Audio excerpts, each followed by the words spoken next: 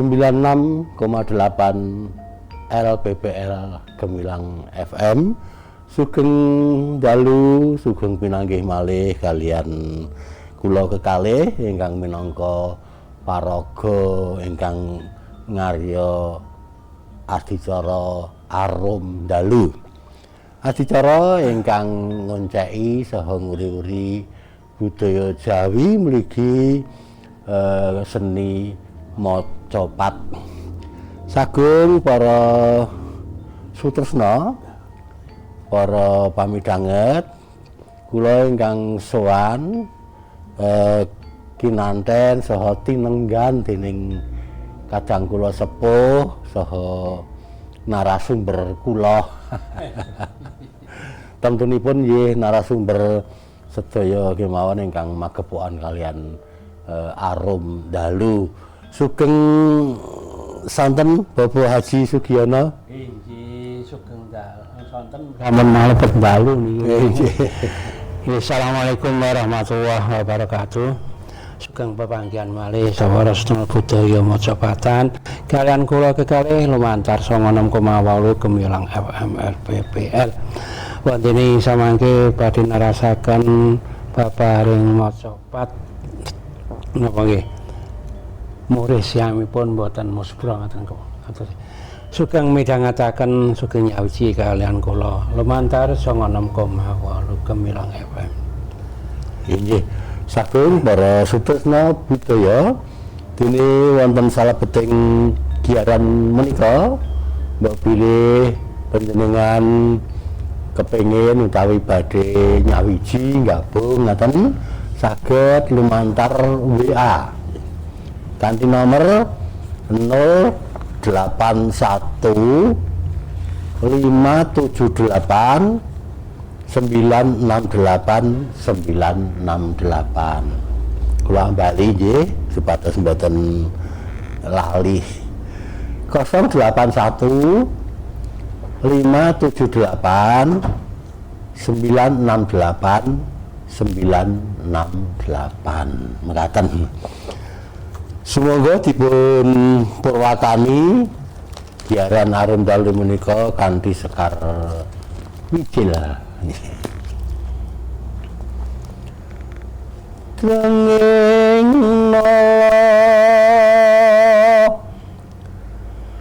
nyuwun menyang witi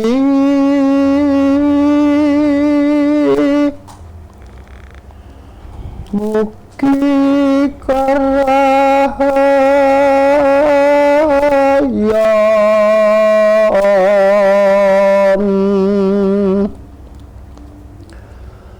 amreka sembatan ing setyane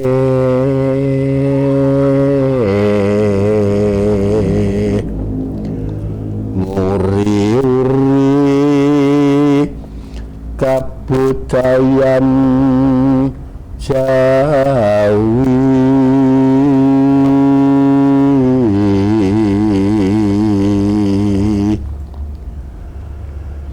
Mojopatan nenggih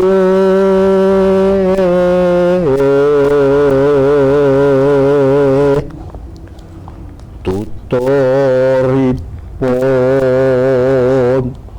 luhur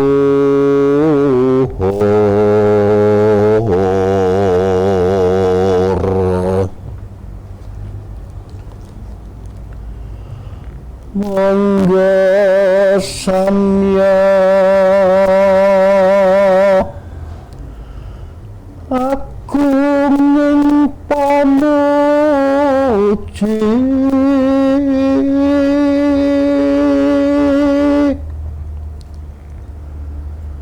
konjo yang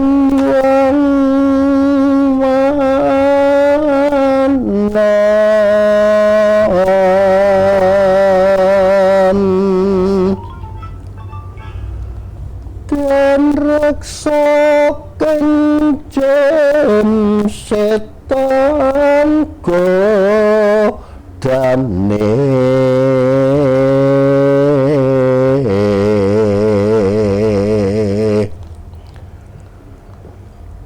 Allah zat kang maha welas asih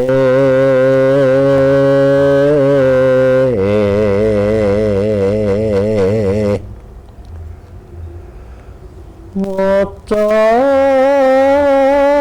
patmu niki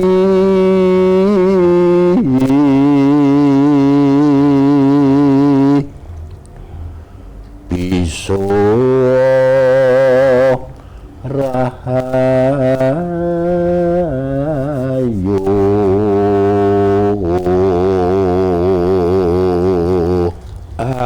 amin. Mugi-mugi sedya kula panjenengan anggenipun nguriri budaya macapat tansah pinardawa lan sinanggung dening Gusti. Mugi tansah napa langgeng lono tansaya ngrembaka. Iki karana menapa macapat menika satunggaling tuntunan Jawi ingkang saestu agung utawi ageng paedahipun, ageng pigunanipun ngemu piwucal ingkang sae. Ngaten nggih reklamasi nggih mekaten. Nggih. Karena Bapak kaji pundi saha para sutresna budaya bilih ing dalu menika tesih ngaturaken sekar-sekar macapat pupuh dandang gula nggih. nggih Ingkang menika ngrembab bab hasiling puasa nggih. nggih wiwit saking menapa rancangan persiapan ngantos dumugi cak-cakanipun saha kasiling poso. Nggih leres. Oh, Kalau ini sampun dumugi gangsal napa nem nggih. gangsal nggih. Sakmenika badhe kula lajengaken ing pupuh dandang gula padha ingkang urut 6. Kalau giaran kapengker kula anggenipun ngaturaken dandang gula menika sinekar lumantar laras slendro pathet 9. Oh, nggih leres nggih. Nah, kula nyuwun lilah Alah, nggih monggo. menawi dalu menika larasipun pun gantos nggih. Nggih walik nggih.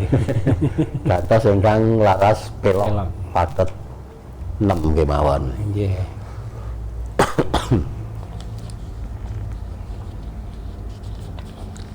Kalau ini urut gangsal nggih. Nggih. Ingkang menika sampun panjenengan wedharaken nggih. Ingkang pundi. Sampun kalau wingi sampun nggih. Urut Gangsal gangsal. nggih. Sampun.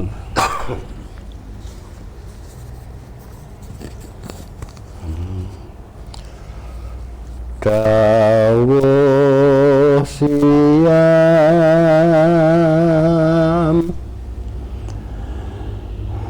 tumrap para muslim menika dandang gula turu lare. Wah, nggih. Nanging nggih sak caduke mawon Nggih. karana menapa nggih kirang Ngertos nek. fit nggih. Ngertos nek kula sek Ah nggih. anu nggih napa Iya. pilba. Si ajaipun nek buka nganu kokan kolak. Wes tetelo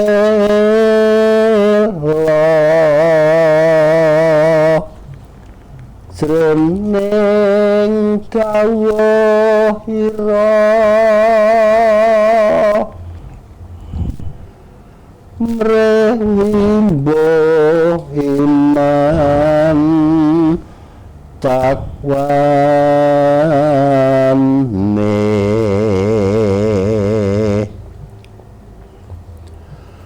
marmo prasumitraku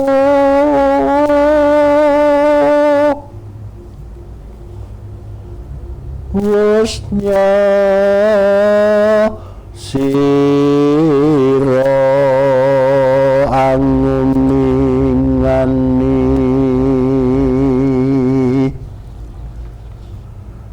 kalamun wulan poso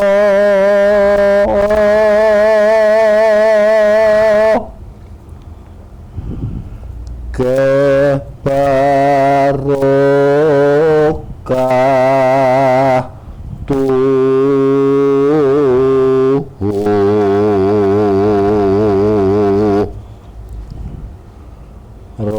Ramadan lajeng sinebat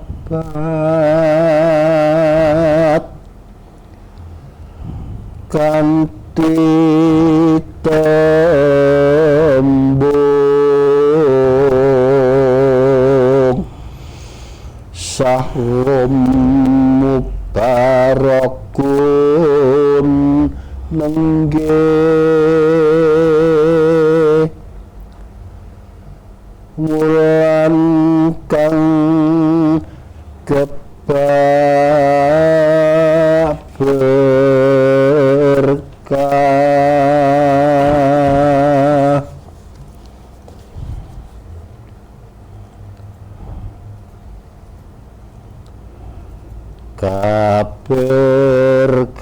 kaberkahan kang padha tinampi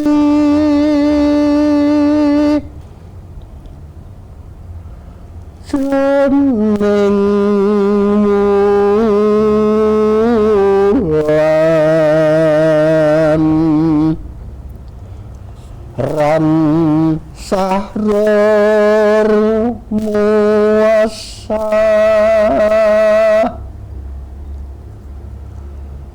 wulan pitulung harane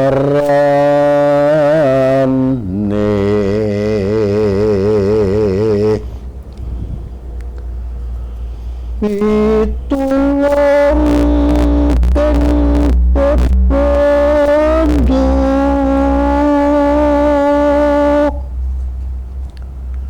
siksa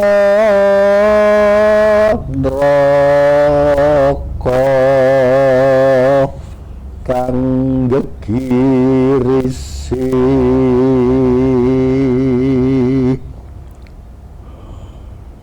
sahrul maghfirah wulan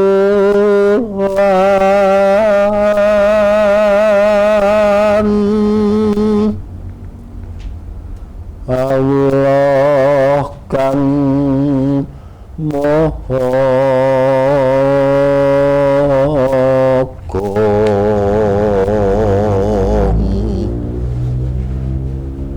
badhe paring pangapura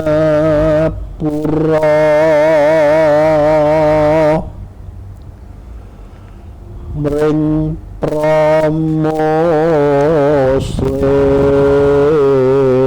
muslim ingkang siyamipun becik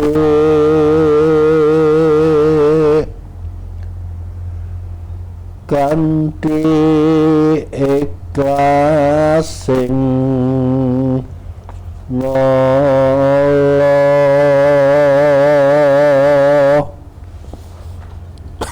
Itu mana Inji Mas Kasih? Inji.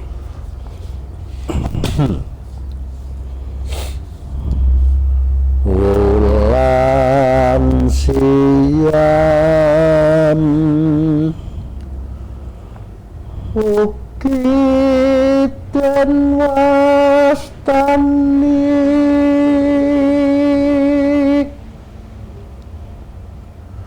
sahror rohmah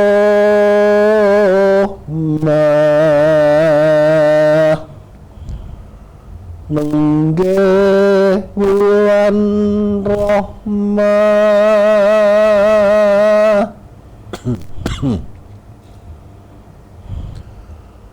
wulan kang kathah rahmat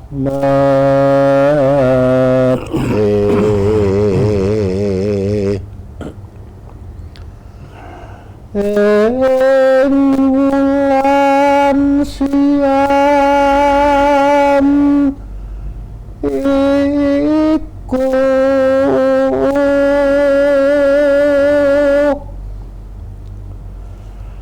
panpinangge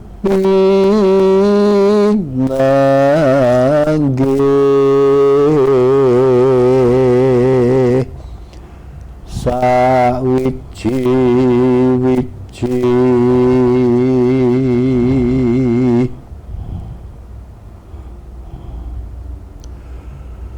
luwe becik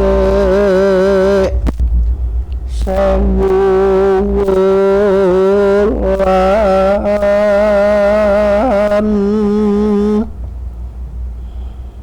keganjaran nipun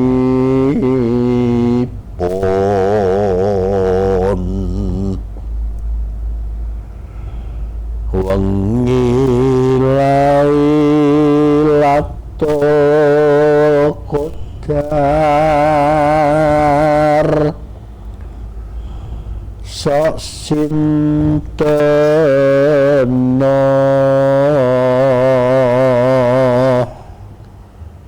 ingkang saged hamanggihi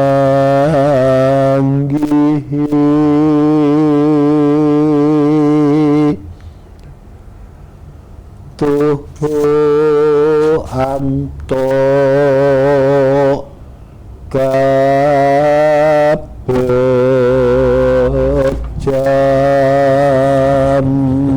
Inggih sawetawis cekap tigang padha riyen nggih niki ya karena reka masih kecek rada ana pambang sekedhik ya menawa sithik nggih Inggih. gedang PPT lo Inggih. sithik edang waton rata Waton rata. Nggih.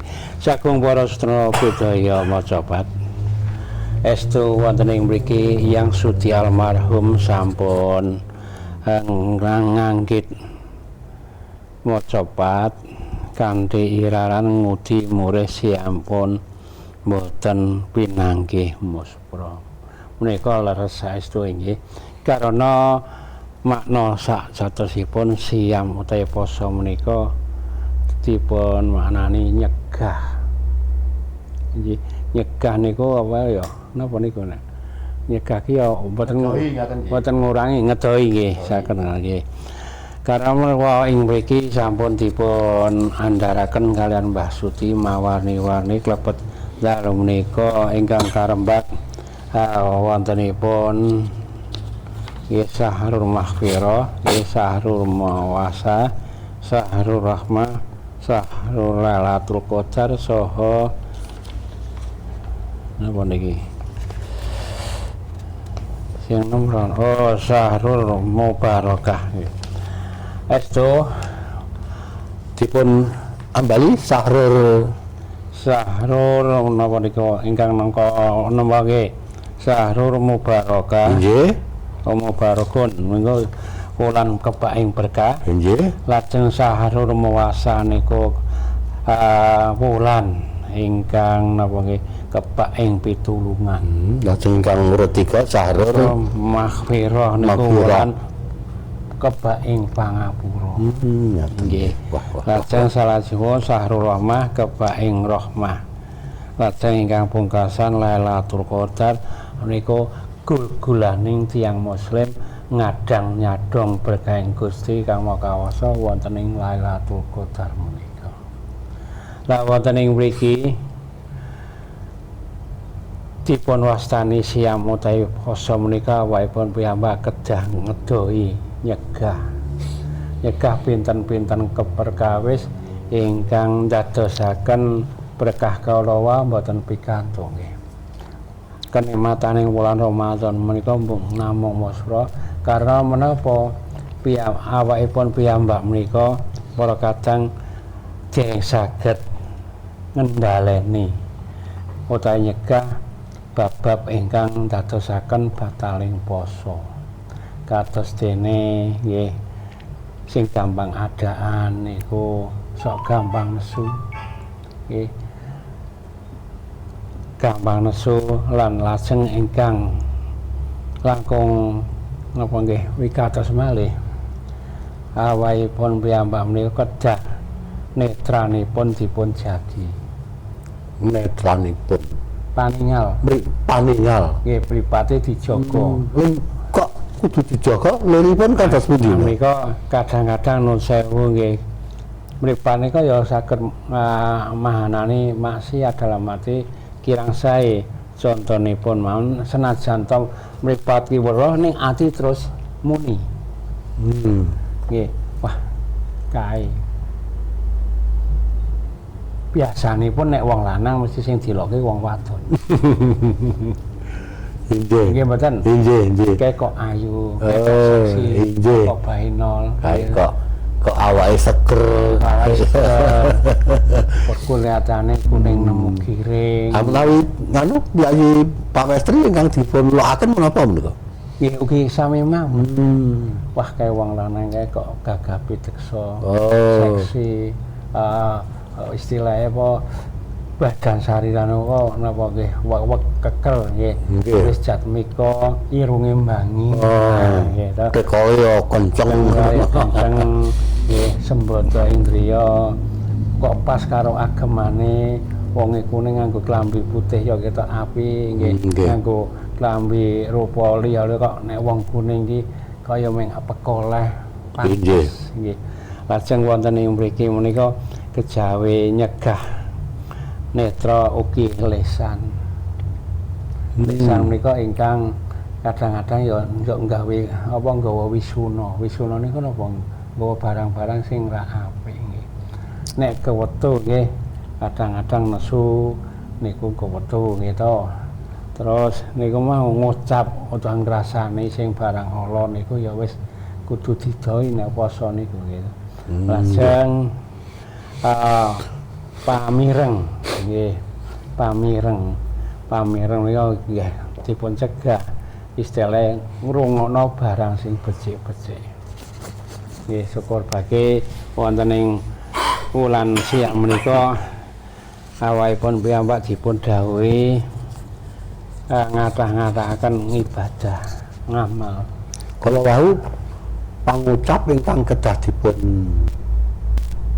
napa dipun enggak utawi dipun kendhaleni kepara dipun nek iso aja ngucap kuwi ngoten niku nggih bangsa pangucap sing menapa kemawon Pak Kaji nggih gampangane nun sewu nggih cara sing ana gandengan kalih amarah nggih muni hus kurang ajar nggih terus mengucap ingkang boten sae nek ngoten niku lho nek niku nggih artinya ombo banget nih dawa banget nggih lajeng yang bahkan menika ya aja ngucap sing ala aja seneng ngrasani aja seneng nombo berarti ngucap sing nggawa amarah nggih nesu nggih laras arepa si sapa sing dikarepe iki ora kebeneran kudune nesu ning ya bicarane ben ora nesu ngoten. Nggih menika emot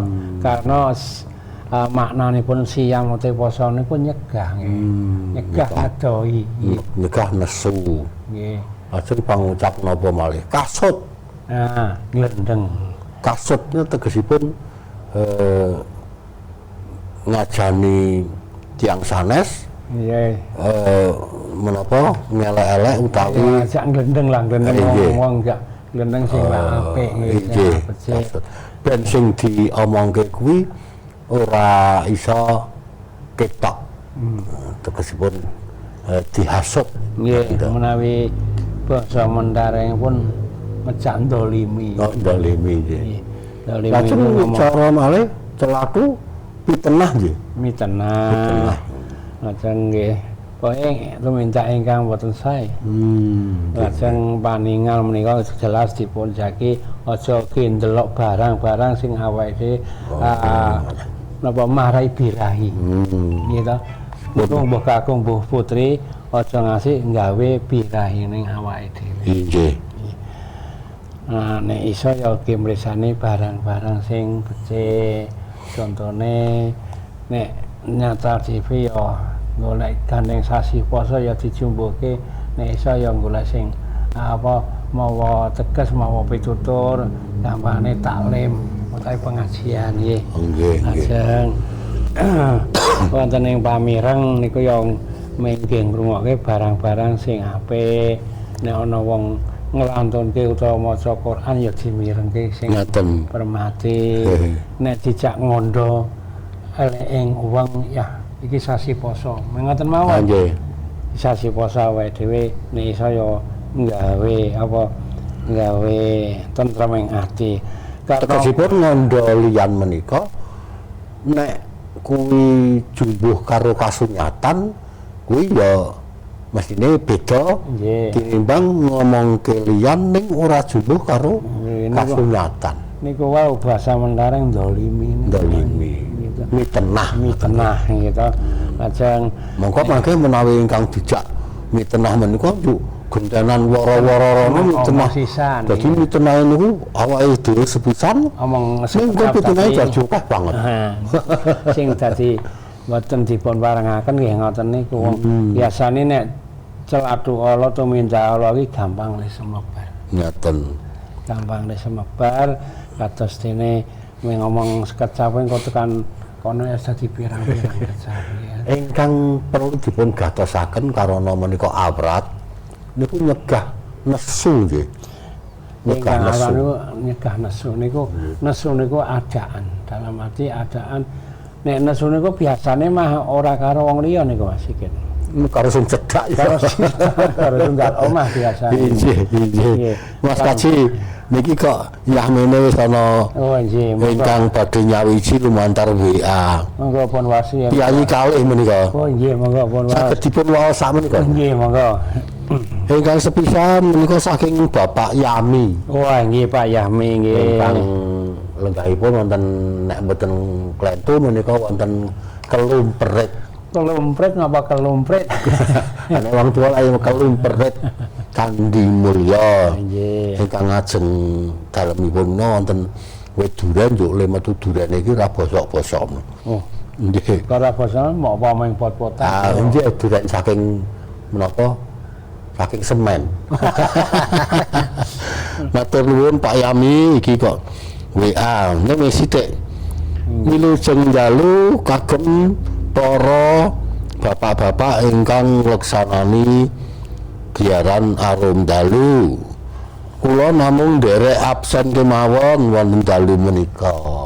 Matur nuwun Pak Yami. Matur nuwun Pak Yahmi. Nggih. Mugi kapan-kapan nggih kula tetiga menika kepengin wawan ginem adu arep gitu. Nggih. Temu ngoten nggih.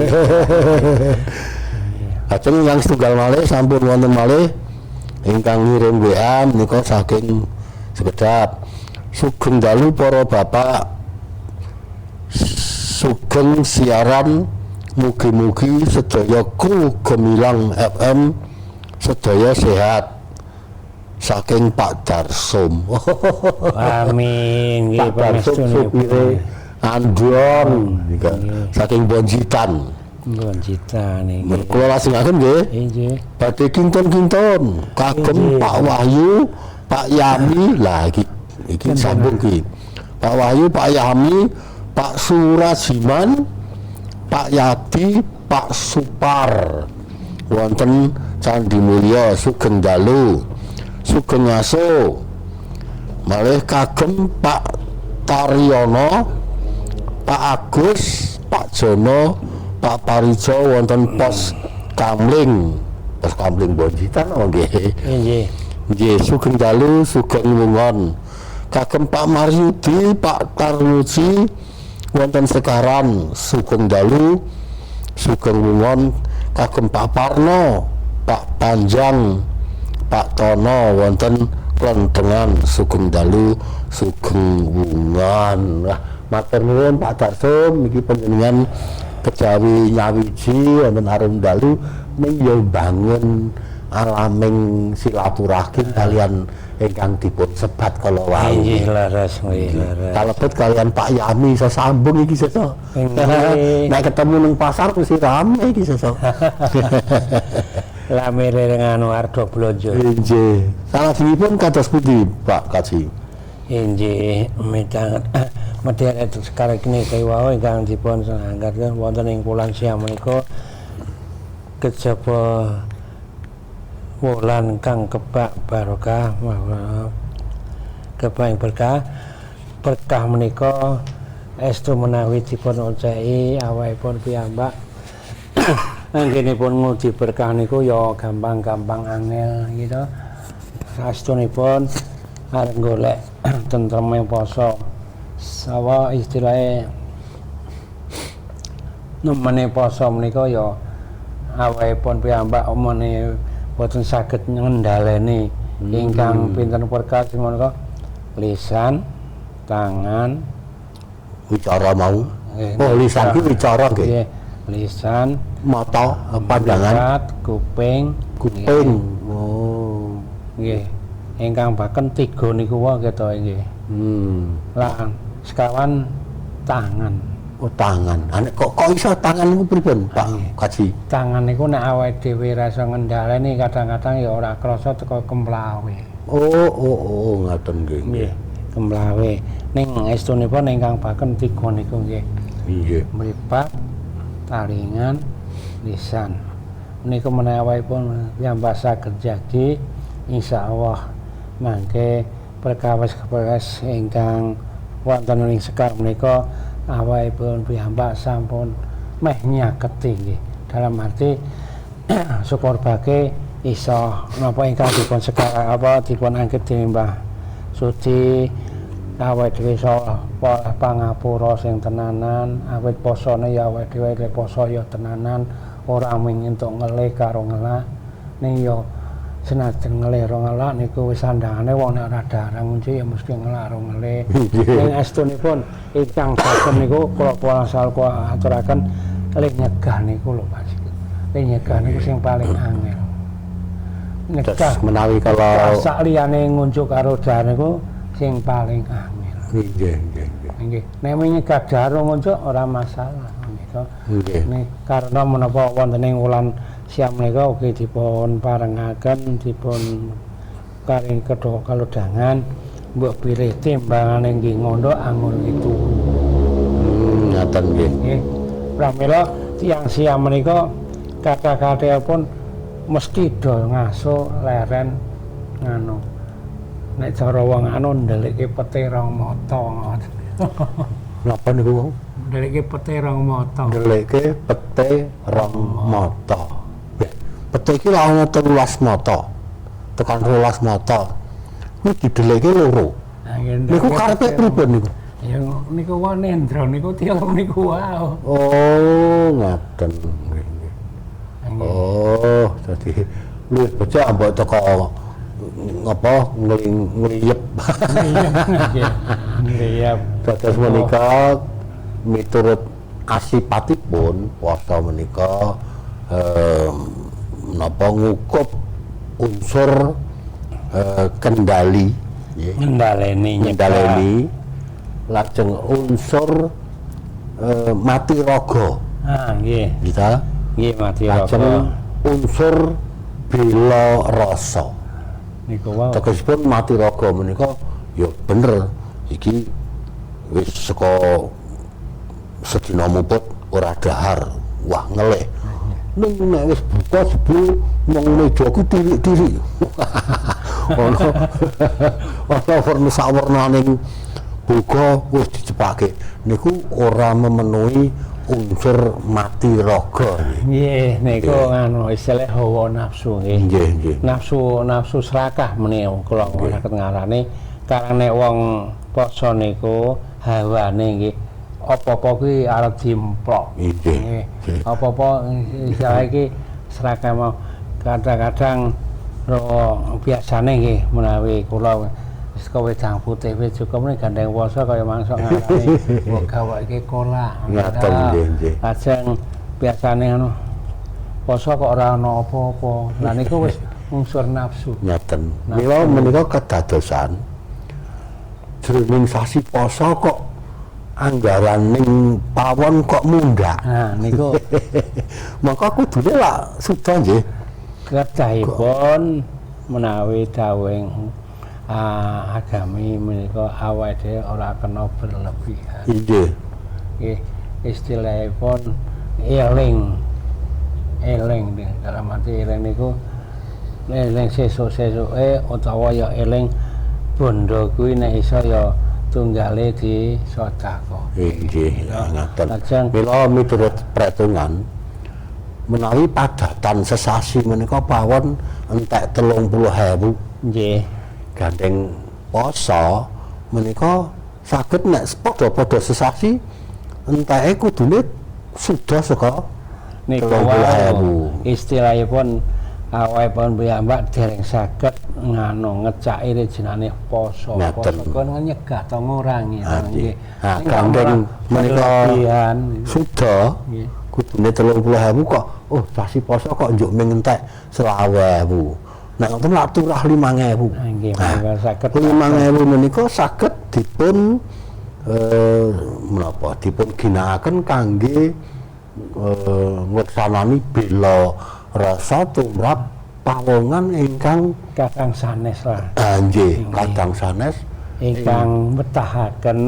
Ingkang betahaken. Karena menapa sakatahing tiyang niku ya kuwi mau sugih sedengan ora duwe. Nggih. Lah kalau wau awakipun piyambak nggih kejang ngemoti karo sing kekurangan. Karena poso niku ya di samping nika diaturke berbagi nggih. Bagi rasa ya bagi brana nggih.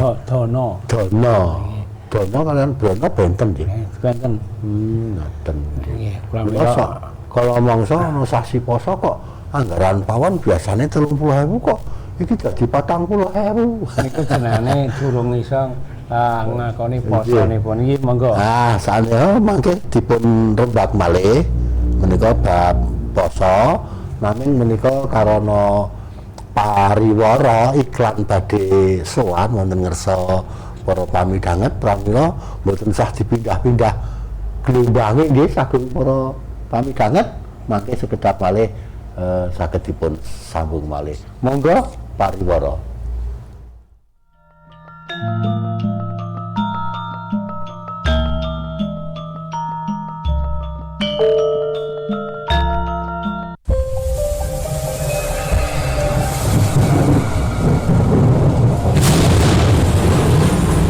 Hujan yang turun lebih dari 2 jam dapat berpotensi menimbulkan bencana alam.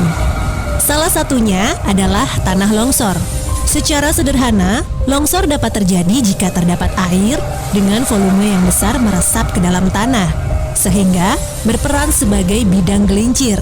Kemudian, tanah menjadi licin dan tanah pelapukan di atasnya akan bergerak mengikuti lereng dan keluar lereng. Maka dari itu, masyarakat yang tinggal di daerah rawan longsor seperti perbukitan dan lereng harus selalu waspada. Antisipasi bencana tanah longsor dapat dilakukan dengan membersihkan drainase agar tidak tersumbat, memelihara early warning system, menutup celah-celah tanah yang membuka atau retak, melakukan ronda saat terjadi hujan lebih dari 2 jam, serta selalu berkoordinasi dengan aparat terkait dalam penanganan darurat seperti TNI, Polri, BPBD, dan Ormas bidang kebencanaan. Mari saling eling lan waspodo demi keselamatan kita semua. Pesan ini disampaikan Pemerintah Provinsi Jawa Tengah. Aktivitas Gunung Merapi di perbatasan Jawa Tengah. Duk, lihat nih Duk, Gunung Merapi erupsi. Ada apa sih Bu? Lihat nih lo videonya.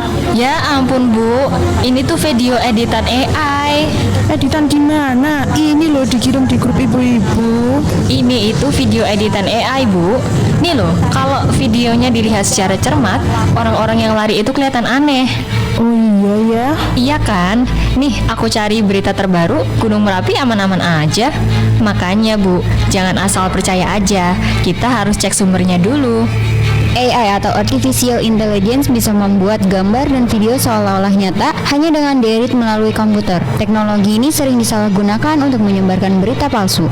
Jadi, jangan mudah percaya dengan konten yang kita terima, apalagi kalau sumbernya tidak jelas. Selalu cek fakta, cari berita dari media resmi, dan jangan asal bagikan. Ingat, bijak bermedia itu keren.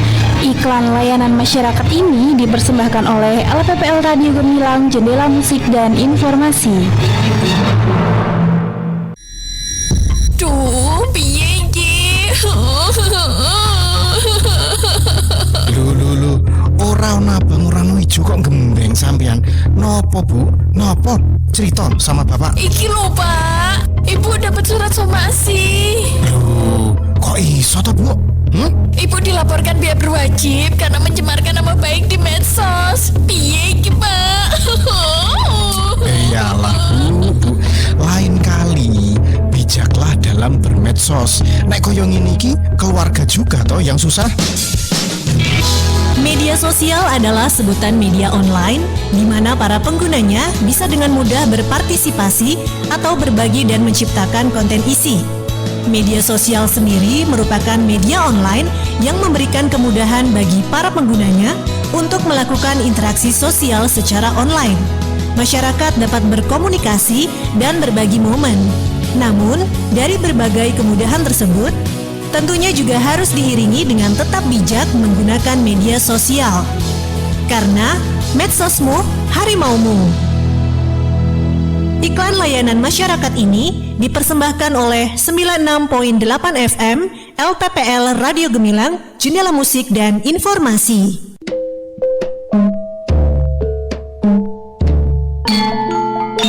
Gemilang FM.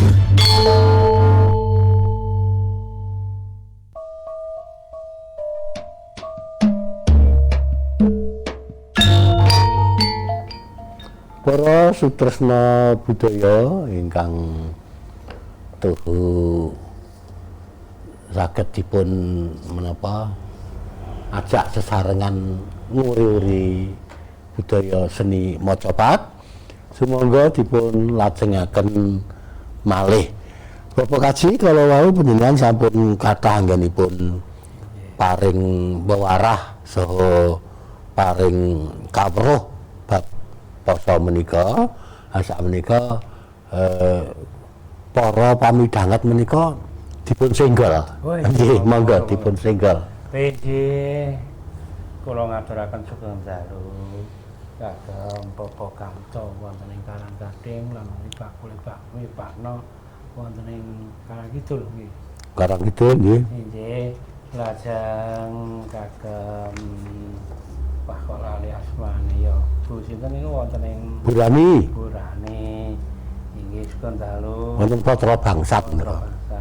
Lajeng pepundhen kula wonten Kauman Blondo menika Bapak Sudaryono nggih. Bapakipun Mas Arman nggih. Lajeng mlebet wonten ing Kitha Muntilan menika Mas Giyanto wonten ing Patosan. Dalanging apa kuwi? Parian. Dalanging Parian wonten ing Sedayu. Iki biasane nulis WA kok iki ora ngirim. Nah niku nganu kiyambake dereng rampung anggenipun deres sasae traweh nggih. Karena kula ngertos kiyambakipun menika ingkang pinisi ngaturaken napa ki oleh pira rokangat ngoten niku. Nggih. Lajeng kagem Bapak Taryono wonten ing Karaharjan. Nggih, mangidul malih Bapak Sarono, Bapak Haji Suprayitno, Buyar Kasih wonten ing Slokopan, ugi Mbak Toya, Mas Toba wonten ing Slokopan, bakule janganan. Lajeng wonten ing Majanan menika wonten Pak Mas Gian Asturi. Wonten mleben wonten Pak Parsono lan sak bala kuswanipun. Lajeng wonten ing mleben niku wonten Pak Bardi nggih. Pak Bardi nggih. Pak Bardi niku kancane Mas Parwadi teng Kabupaten nggih katose. Ajeng wonten ing ngidul-ngidul pepundhen kula Bapak Tekno Warsono nggih wonten ing Soko Setunggal. Ajeng Bapak Nur Said, Bapak Rismi lan kadang-kadang kula urip pepundhen kula wonten ing Samping Mbah Yogo Atmojo, Pak Supari, Bapak Zamsi lan sak wadya balanipun grup karawitanipun. Sugeng dalu sugeng midhangetaken harum dalu. Kalajengaken katur ingkang kula bekteni, kula kangeni nggih Bapak Antonius Budiarjo ingkang lenggah wonten ing Sambirembe Pakem sugeng midhangetaken. Nggih mesti niku mangke nggih. Bapak Toyo wonten ing Mriyan. Mriyan ki luar sajake sekndes menika. Sugeng dalu sugeng midhangetaken. Bapak Sukarjan wonten ing Capean Srumbung ugi ngaturaken sugeng dalu. Mbak Wahyu wonten ing Ndang Kidul. Ndang Kidul Gondang Kidul. Ndang Kidul. Ini kala-kala ya lenggah teng Bulu. Mas Pur ugi ngaturaken sugeng dalu sugeng midhangetaken. Pak Supar saha Mbak Yadi wonten Karang saha Kembaran Candi Mulya ngaturaken sugeng dalu. Pak Muhadi ngajeng Pasar Gotong Royong iki ya ora lali jingleng angger malam Selasa sugeng jingleng Pak Muhadi. Nggih. Lajeng Pak Nogareng wonten Tinggal Kulon, Mas Blendung lan sak kanca-kancanipun ya nek kesele Mejati Rengginang ya laran dhisik. Nggih. Pesenane kathah menawi badhe riyaya menika. Niku Pak Mujiarto wonten. Pak Mujiarto wonten ing Klodran. Nggih. Pak Muji sehat saniki punan. Mugi-mugi Juru Gerong. Nggih, Klodran menika wonten Pak Gino. Lajeng Pak Rehadi. Nggih, sugeng dalu sugeng midhangetaken. Lajeng kanca-kanca penabuh, kanca-kanca kerawitan Cokro Laras menika salebeting sasi poso ya do laran dhisik, sesuk nek wis rampung poso bar bodho dipun tabuh malih gamelane. Inggih. Nggih, kalebet gongipun Kyai Beser. Mekaten kula sekaraken sak padha nggih. Nggih, sak padha. Tak padha. Kala wau sampun dugi 8 nggih.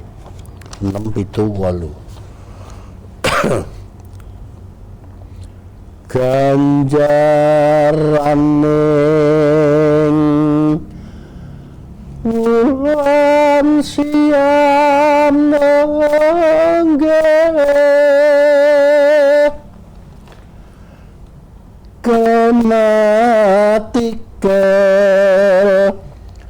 tangking inilang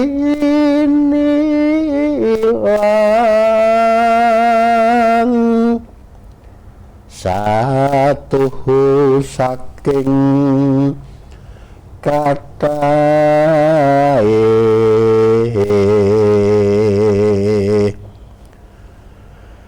nindakaken sunah iku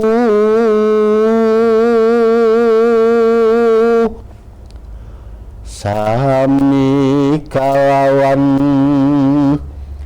ibadah wajib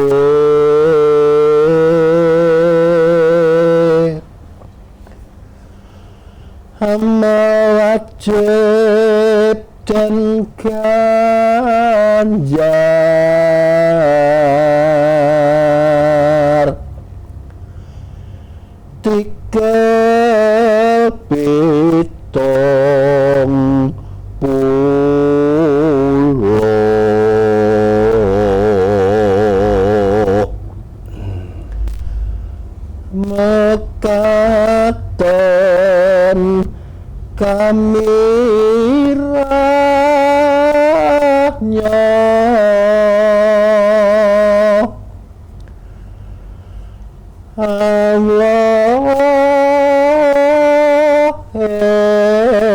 engkang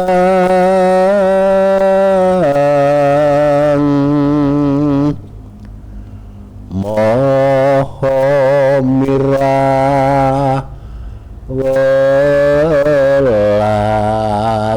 asih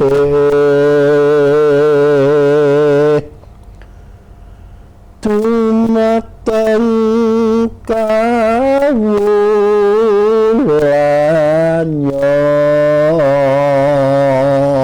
menika dandang gula lek suling. Nggih, saking para sedherek budaya menika wonten ing wulan Ramadan menika estu Allah gelar, Allah buka, Allah nampi, Allah paring nggih. Nggih.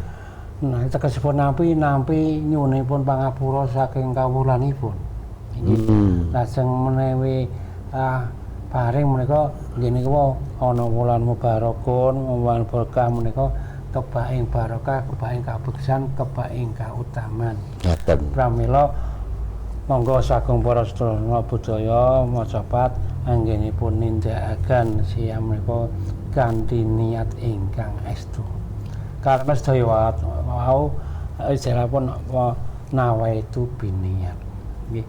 Aja ngasih awake dhewe le poso ki mung oleh ngelih karo ngelah. Iki niati ngibadah krana Allah. Nggih. Nggih.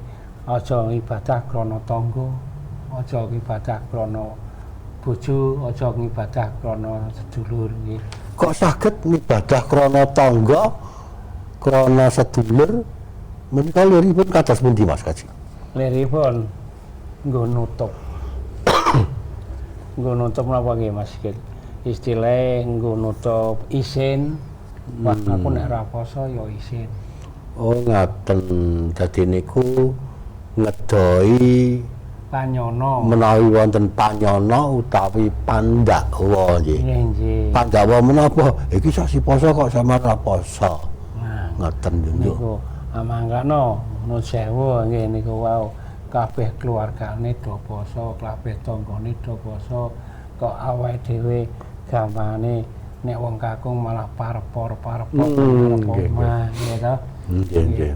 Kadang-kadang malah durung mangsane mambu masakan wis mambu masakan. Nggih, nggih. Lah kita mung ambuning sarimi gitu nggih. Nggih. Nggih.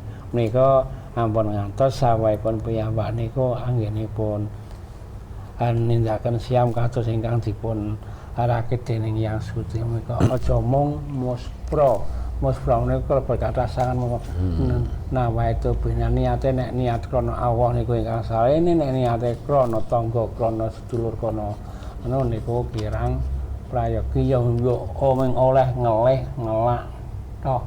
Dadi nek krana kanca, krana tangga menika diketok-ketokke nek iki gek poso. Ngoten nggih. Biasane ngoten niku.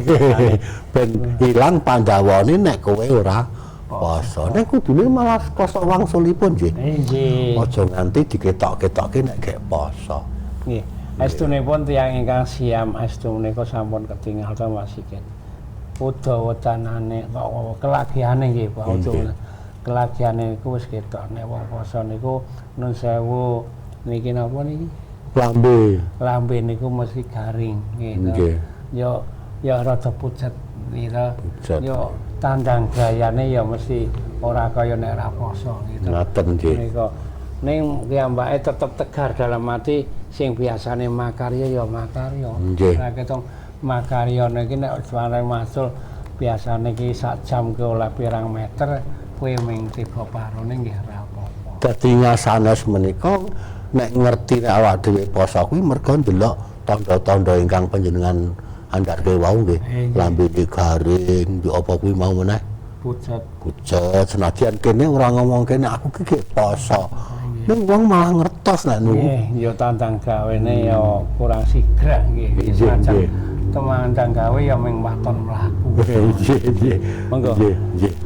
Saking para pamidhanget inggih karana wekdal ingkang winates pramila giaran Arum Dalu badhe dipun punggel sauntawis. Punggel sementara nggih. Punggeling Arum Dalu kepareng kula babar kanthi sekar pangkur.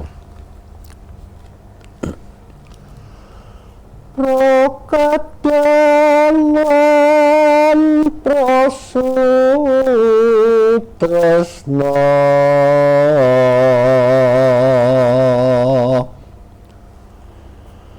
winatesing wedal maca pat nenggih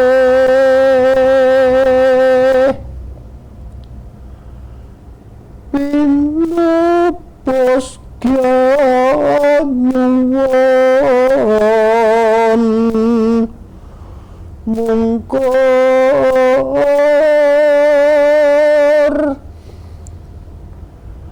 nanggono kuning lepat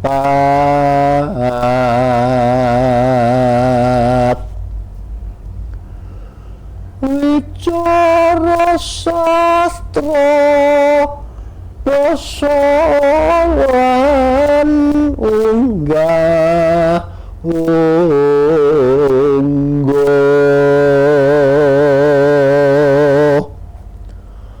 nyuwun kuning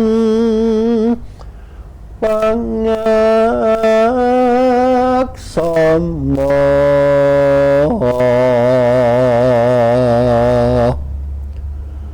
antuk wilasaning Gusti.